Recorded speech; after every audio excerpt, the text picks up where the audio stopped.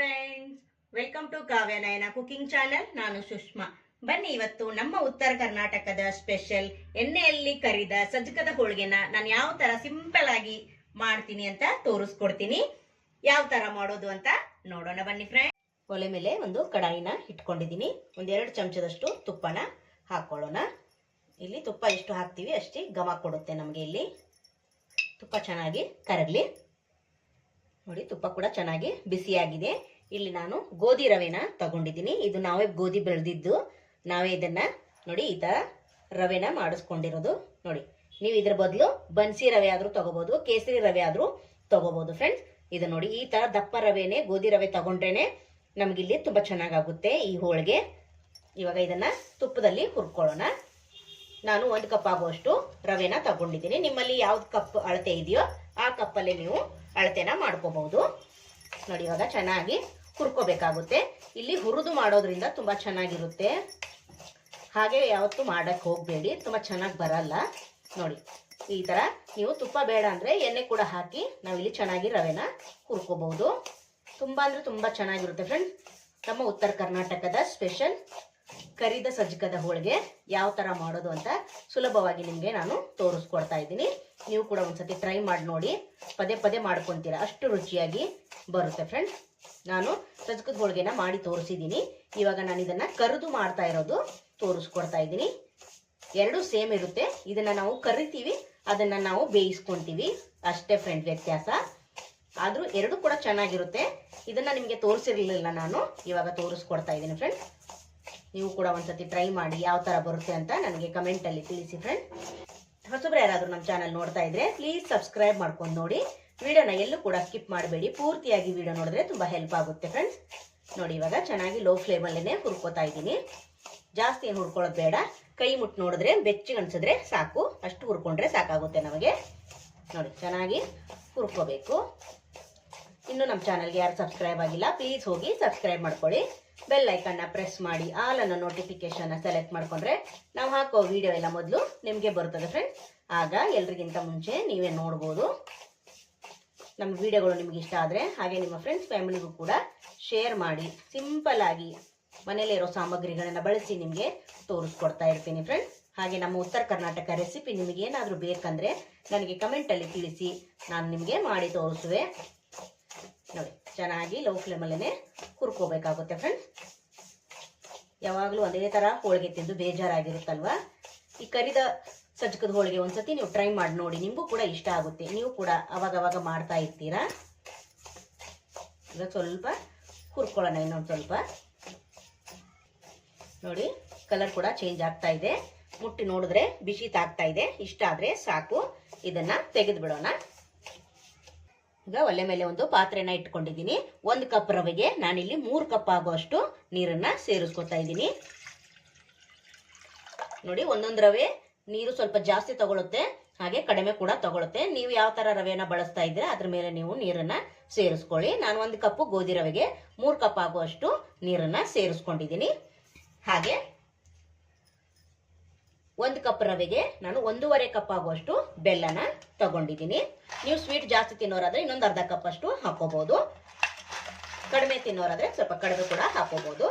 ನೋಡಿ, 1 ಕಪ್ ರವೆ, 1.5 ಕಪ್ ಅಷ್ಟು ಬೆಲ್ಲ, 3 ಕಪ್ ಅಷ್ಟು ನೀರನ್ನ ಸೇರಿಸ್ಕೊಂಡಿದ್ದೀನಿ. ಈಗ ಚೆನ್ನಾಗಿ ಬೆಲ್ಲನ ಕರಗಿಸ್ಕೊಳ್ಳೋಣ. ಇಲ್ಲಿ ಬೆಲ್ಲನ ಬರೀ ಕರಗಿಸ್ಕೋತೀವಿ ಅಷ್ಟೇ, ನಾವು ಪಾಕ ಏನು ಮಾಡೋದಿಲ್ಲ. ಇಲ್ಲಿ ಚೆನ್ನಾಗಿ ಬೆಲ್ಲವನ್ನು ಕರಗಿಸ್ಕೊಳ್ಳೋಣ. ನೋಡಿ, ಇನ್ನೊಂದು ಚಿಕ್ಕದು ಬಾಳಿಗೆ ಇಟ್ಕೊಂಡಿದ್ದೀನಿ. 1-2 ಟೇಬಲ್ ಸ್ಪೂನ್ ಅಷ್ಟು ಗಸಗಸೆನ ಹಾಕೋತಾ ಇದ್ದೀನಿ. ಈಗ ಚೆನ್ನಾಗಿ ಗಸಗಸೆನ ಲೋ ಫ್ಲೇಮಲ್ಲೇ ಹುರ್ಕೋಬೇಕು. ಗಸಗಸೆ ಹಾಕೋದ್ರಿಂದ ಹೋಳಿಗೆ ತುಂಬಾ ಚೆನ್ನಾಗಿ ಟೇಸ್ಟಿಯಾಗಿ ಬರುತ್ತೆ ಫ್ರೆಂಡ್ಸ್. ನೋಡಿ, ಇದನ್ನ ಚೆನ್ನಾಗಿ ನಾವು ಹುರ್ಕೋಬೇಕು. ಜಾಸ್ತಿ ಕಪ್ಪಗೇನು ಮಾಡ್ಕೊಳಕ್ ಹೋಗ್ಬೇಡಿ, ಸ್ವಲ್ಪ ಫ್ರೈ ಮಾಡ್ಕೊಂಡ್ರೆ ಸಾಕು. ನೋಡಿ ಫ್ರೆಂಡ್ಸ್, ಇಷ್ಟು ಹುರಿದಿದ್ದಾಗಿದೆ. ಇದನ್ನ ಆಫ್ ಮಾಡ್ಕೊಂಡ್ಬಿಡೋಣ. ಕನಕ ನಾದ್ಕೊಳ್ಳೋದಕ್ಕೆ ನಾನೊಂದು ಪರಾತ್ ತಗೊಂಡಿದ್ದೀನಿ. ಈಗ 2 ಕಪ್ ಆಗುವಷ್ಟು ನಾನು ಗೋಧಿ ಹಿಟ್ಟನ್ನ ತಗೊಂತೀನಿ. ನೀವು ಇಲ್ಲಿ ಅರ್ಧ ಮೈದಾ ತಗೋಬಹುದು, ಅರ್ಧ ಗೋಧಿ ಹಿಟ್ಟು ತಗೋಬಹುದು. ಇಲ್ಲ ಮೈದಾ ಹಿಟ್ಟಲ್ಲೇ ಮಾಡ್ಕೊಂತೀನಿ ಅಂದ್ರೆ ಮೈದಾ ಹಿಟ್ಟಲ್ಲಿ ಮಾಡ್ಕೋಬಹುದು. ನೋಡಿ, ಈಗ 1 ಕಪ್ ಗೋಧಿ ಹಿಟ್ಟು ಹಾಕೊಂಡಿದ್ದೀನಿ. ಹಾಗೆ ಇನ್ನೊಂದು ಕಪ್ ಅಷ್ಟು ಹಾಕೋತಾ ಇದ್ದೀನಿ. ಈಗ ಚೆನ್ನಾಗಿ ಜರಡಿ ಹಿಡ್ಕೋತೀನಿ. ನಿಮ್ಮ ಇಷ್ಟ ಯಾವ್ದು ಹಿಟ್ಟು ಬೇಕೋ ನೀವು ನೋಡಿಕೊಂಡು ಮಾಡ್ಕೋಬಹುದು. ಯಾವ್ದು ಹಿಟ್ಟು ಮಾಡಿದ್ರೂ ಕೂಡ ತುಂಬ ಚೆನ್ನಾಗಿ ಬರುತ್ತೆ. ಹೋಳಿಗೆ ಚಾಣಿಸ್ಕೊಂಡಿದ್ದಾಗಿದೆ. ಇದಕ್ಕೆ ನಾನು ಒಂದು 1/4 ಚಮಚದಷ್ಟು ಉಪ್ಪನ್ನ ಸೇರಿಸ್ಕೊತಾ ಇದ್ದೀನಿ. ಈಗ ಚೆನ್ನಾಗಿ ಒಂದ್ಸತಿ ಮಿಕ್ಸ್ ಮಾಡ್ಕೊತೀನಿ. ಈಗ ನೋಡಿ ಸ್ವಲ್ಪ ಸ್ವಲ್ಪನೇ ನೀರು ಹಾಕ್ಕೊಂಡು ನಾದ್ಕೊತೀನಿ. ಚಪಾತಿ ಹಿಟ್ಟು ಕಲಿಸ್ತೀರಲ್ಲ ಅದಕ್ಕಿಂತ ಸ್ವಲ್ಪ ಮೆದುವಾಗಿರಲಿ. ನೋಡಿ ಚೆನ್ನಾಗಿ ನಾದ್ಕೊತೀನಿ.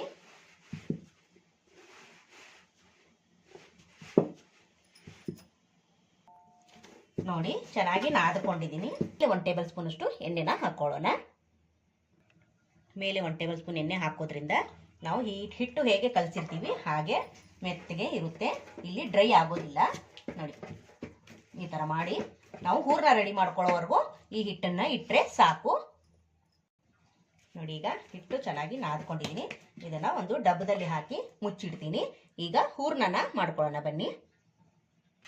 ನೋಡಿ ಬೆಲ್ಲದ ನೀರು ಕೂಡ ಚೆನ್ನಾಗಿ ಬೆಲ್ಲ ಎಲ್ಲ ಕರಗಿದೆ.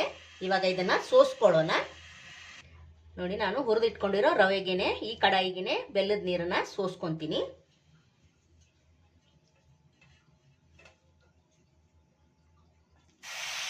ನೋಡಿ ಗಂಟೇನು ಆಗೋದಿಲ್ಲ, ಯಾಕೆಂದ್ರೆ ನಾವು ತುಪ್ಪ ಹಚ್ಚಿ ರವೆನ ಹುರಿದಿರೋದ್ರಿಂದ ಇಲ್ಲಿ ಗಂಟೇನು ಆಗೋದಿಲ್ಲ. ನೋಡಿ ಹಾಕೊಂಡಿದ್ದೀನಿ. ಈಗ ಒಲೆನ ಆನ್ ಮಾಡಿಕೊಂಡು ನಾನು ಲೋ ಫ್ಲೇಮಲ್ಲೇನೆ ಇದನ್ನ ಕುದಿಸ್ಕೊಂತೀನಿ. ಚೆನ್ನಾಗಿ ನಮಗೆ ಇಲ್ಲಿ ರವೆ ಕುದಿಬೇಕು. ನೋಡಿ ನೋಡಿ ಗಂಟೇನೂ ಆಗಿಲ್ಲ ಅಲ್ವಾ? ನೋಡಿ ಅದಕ್ಕೆ ಮೊದಲು ಹುರಿದಿಟ್ಕೋಬೇಕಂತ ಹೇಳಿದ್ದು ನಾನು ಫ್ರೆಂಡ್ಸ್. ನೋಡಿ ಇವಾಗ ಚೆನ್ನಾಗಿ ಒಂದು 10 ನಿಮಿಷ ನಾವು ಇದನ್ನ ಲೋ ಫ್ಲೇಮಲ್ಲೇನೆ ಕುದಿಸ್ಕೋಬೇಕು. ಚೆನ್ನಾಗಿ ರವೆ ಇಲ್ಲಿ ಕುದಿಬೇಕು ನಮಗೆ. ನೋಡಿ ನೋಡಿ ಇವಾಗ ಗಟ್ಟಿ ಆಗ್ತಾ ಇದೆ ಅಲ್ವಾ? ನೋಡಿ ಲೋ ಫ್ಲೇಮಲ್ಲೇನೆ ಕುದಿಸ್ತಾ ಗಟ್ಟಿ ಆಗ್ತಾ ಇದೆ. ಇದಕ್ಕೆ ನಾನು ಅರ್ಧ ಕಪ್ ಆಗುವಷ್ಟು ಒಣ ಕೊಬ್ಬರಿನ ತುರಿದು ಹಾಕೋತಾ ಇದ್ದೀನಿ. ನೀವು ಹಸಿ ಕೊಬ್ಬರಿ ಆದ್ರೂ ಹಾಕೋಬಹುದು. ಹಾಗೆ ಇಲ್ಲಿ ಏಲಕ್ಕಿ ಪುಡಿನ ಸೇರಿಸ್ತಾ ಇದ್ದೀನಿ. ಹಾಗೆ ಅವಾಗಲೇ ಹುರಿದಿಟ್ಕೊಂಡ್ವಲ್ಲ ಗಸಗಸೆ, ಅದನ್ನು ಕೂಡ ಸೇರಿಸ್ಕೊಂಡು ಚೆನ್ನಾಗಿ ಮತ್ತೆ ಒಂದ್ಸತಿ ಮಿಕ್ಸ್ ಮಾಡ್ಕೊಳ್ಳೋಣ. ನೋಡಿ ಲೋ ಫ್ಲೇಮಲ್ಲೇನೆ ಇರಲಿ, ಯಾವುದೇ ಕಾರಣಕ್ಕೂ ಹೈ ಮಾಡಬೇಡಿ, ಯಾಕಂದ್ರೆ ಬೇಗ ಗಟ್ಟಿ ಆಗ್ಬಿಡುತ್ತೆ, ರವೆ ಬೆಂದಿರಲ್ಲ. ನೋಡಿ ಈಗ ಇದನ್ನ ಮುಚ್ಚಳ ಮುಚ್ಚಿ 1-2 ನಿಮಿಷ ನಾವು ಲೋ ಫ್ಲೇಮಲ್ಲೇನೆ ಬೇಯಿಸ್ಕೊಳ್ಳೋಣ. ಚೆನ್ನಾಗಿ ರವೆ ನಮಗೆ ಅರಳಿರುತ್ತೆ ಇಲ್ಲಿ ಬೆಲ್ಲದಲ್ಲಿ. ನೋಡಿ ಚೆನ್ನಾಗಿ ಮಿಕ್ಸ್ ಮಾಡ್ಕೊಂಡಿದ್ದೀನಿ.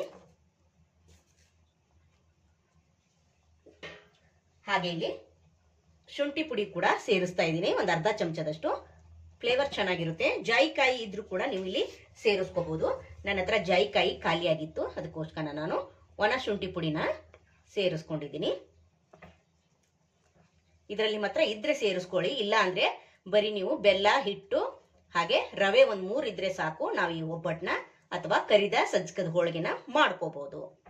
ನೋಡಿ ಮಿಕ್ಸ್ ಮಾಡ್ಕೊಂಡಿದ್ದಾಗಿದೆ. ಈಗ ಇದನ್ನ ಮುಚ್ಚಳ ಮುಚ್ಚಿ 1-2 ನಿಮಿಷ ನಾವು ಇದನ್ನ ಬೇಯಿಸ್ಕೊಳ್ಳೋಣ.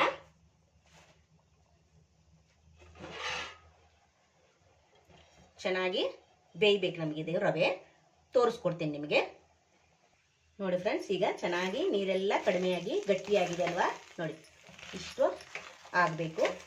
ನೋಡಿ ಇವಾಗ ಇನ್ನೂ ಆರಬೇಕಿದು. ಆರಿದ ಮೇಲೆ ಇನ್ನೂ ನಮಗೆ ಹೂರ್ಣ ರೆಡಿ ಆಗುತ್ತೆ.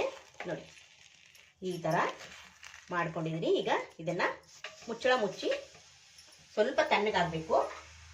ನೋಡಿ ನಾನು ಪರಾತ್ಗೆ ಹಾಕೊಂಡಿದ್ದೀನಿ, ಚೆನ್ನಾಗಿ ಆರಿದೆ.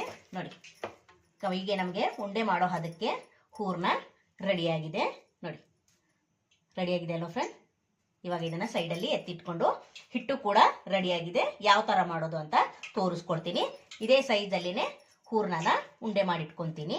ನೋಡಿ ಈ ಸೈಜಲ್ಲಿ ಮಾಡಿಕೊಂಡ್ರೆ ಸಾಕು. ಇದೇ ಸೈಜಲ್ಲೇ ಎಲ್ಲ ಹೂರ್ಣನ ಮಾಡಿ ಇಟ್ಕೊತೀನಿ ನಾನು.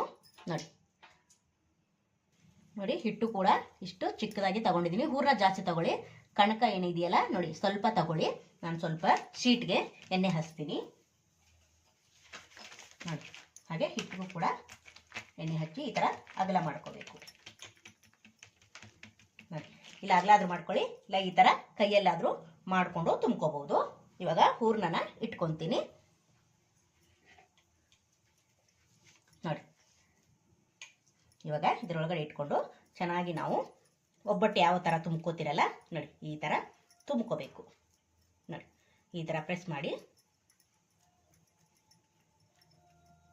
ಇಷ್ಟ ಫ್ರೆಂಡ್, ಜಾಸ್ತಿ ಏನು ಕೆಲಸ ಇಲ್ಲ. ನೋಡಿ ಎಕ್ಸ್ಟ್ರಾ ಇದ್ದರೆ ತೆಗೆದುಬಿಡಿ, ನಾನು ತೆಗಿಯಲ್ಲ, ನಾನು ಹಾಗೆ ಪ್ರೆಸ್ ಮಾಡ್ತೀನಿ. ನೋಡಿ ನೋಡಿ ಇವಾಗ ಈ ಥರ ಉಂಡೆ ಮಾಡಿಬಿಟ್ಟು ಕೆಳಗಡೆ ಇನ್ನೊಂದು ಸ್ವಲ್ಪ ಎಣ್ಣೆ ಹಾಕೋತೀನಿ. ನೋಡಿ ಇವಾಗ ಇದನ್ನು ಇದರೊಳಗಡೆ ಹಾಕೊಂಡು ಈ ಥರ ಪ್ರೆಸ್ ಮಾಡಬೇಕು. ಇಷ್ಟೇ, ಜಾಸ್ತಿ ಅಗಲ ಮಾಡಬಾರ್ದು, ಸ್ವಲ್ಪ ಅಗಲ ಮಾಡಿಕೊಂಡ್ರೆ ಸಾಕು. ನೋಡಿ ಇಷ್ಟು ಅಗಲ ಮಾಡ್ಕೊಂಡಿದ್ದೀನಿ, ನೋಡ್ತಾ ಇದ್ದೀರಾ. ಸ್ವಲ್ಪ ದಪ್ಪದಾಗಿನೇ ಇರಬೇಕು, ತುಂಬ ಚೆನ್ನಾಗಿರುತ್ತೆ. ಇವಾಗ ಎಣ್ಣೆ ಕೂಡ ಬಿಸಿಯಾಗಿದೆ, ಬನ್ನಿ ಇವಾಗ ಎಣ್ಣೆಲಿ ಫ್ರೈ ಮಾಡ್ಕೊಳ್ಳೋಣ.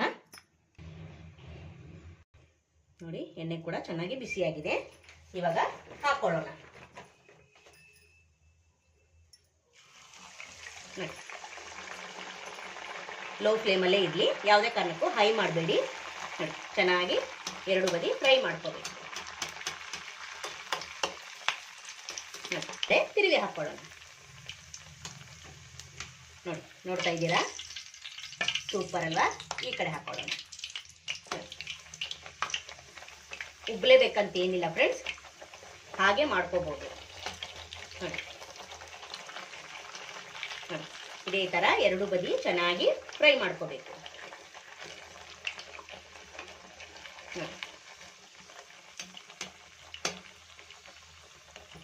ನೋಡಿ ಫ್ರೆಂಡ್ಸ್, ಎರಡು ಬದಿ ಚೆನ್ನಾಗಿ ಫ್ರೈ ಆಗಿದೆ, ನೋಡ್ತಾ ಇದ್ದೀರಾ ಎಷ್ಟು ಚೆನ್ನಾಗಿ ಬಂತಲ್ವಾ? ಇದೇ ತರ ಎಲ್ಲವನ್ನು ನಾನು ಕರಿದ ಹೋಳಿಗೆ ಮಾಡಿ ತೋರಿಸ್ತೀನಿ ನಿಮ್ಗೆ. ನೋಡಿ ಫ್ರೆಂಡ್, ಎಲ್ಲವನ್ನು ಎಣ್ಣೆಯಲ್ಲಿ ಕರಿದ ಸಜ್ಜಕದ ಹೋಳಿಗೆನ ರೆಡಿ ಮಾಡಿ ಪ್ಲೇಟಲ್ಲಿ ಸರ್ವ್ ಮಾಡ್ಕೊಂಡಿದ್ದೀನಿ ತುಪ್ಪದ ಜೊತೆಗೆ. ಆಹಾ, ಸೂಪರ್ ಆಗಿದೆ ಫ್ರೆಂಡ್ಸ್. ಎಲ್ರಿಗೂ ಇಷ್ಟ ಆಯ್ತು, ನಿಮಗೂ ಕೂಡ ಇಷ್ಟ ಆಗುತ್ತೆ. ನೀವು ಕೂಡ ಒಂದ್ಸತಿ ಟ್ರೈ ಮಾಡಿ ನೋಡಿ ಫ್ರೆಂಡ್ಸ್. ನಮ್ಮ ಉತ್ತರ ಕರ್ನಾಟಕದ ಸ್ಪೆಷಲ್ ಎಣ್ಣೆಯಲ್ಲಿ ಕರಿದ ಸಜ್ಜಕದ ಹೋಳಿಗೆನ ನೀವು ಕೂಡ ಒಂದ್ಸತಿ ಟ್ರೈ ಮಾಡಿ ನೋಡಿ. ಈ ನಮ್ಮ ವಿಡಿಯೋ ನಿಮಗೆ ಇಷ್ಟವಾದ್ರೆ ಪ್ಲೀಸ್ ಲೈಕ್ ಮಾಡಿ, ಶೇರ್ ಮಾಡಿ, ಕಮೆಂಟ್ ಮಾಡಿ, ಸಬ್ಸ್ಕ್ರೈಬ್ ಮಾಡ್ಕೊಳ್ಳಿ. ನಮ್ಮ ವಿಡಿಯೋ ನೋಡಿದ್ದಕ್ಕಾಗಿ ನಿಮ್ಮೆಲ್ಲರಿಗೂ ಧನ್ಯವಾದಗಳು. Thank you for watching. ನಮಸ್ಕಾರ ಫ್ರೆಂಡ್ಸ್.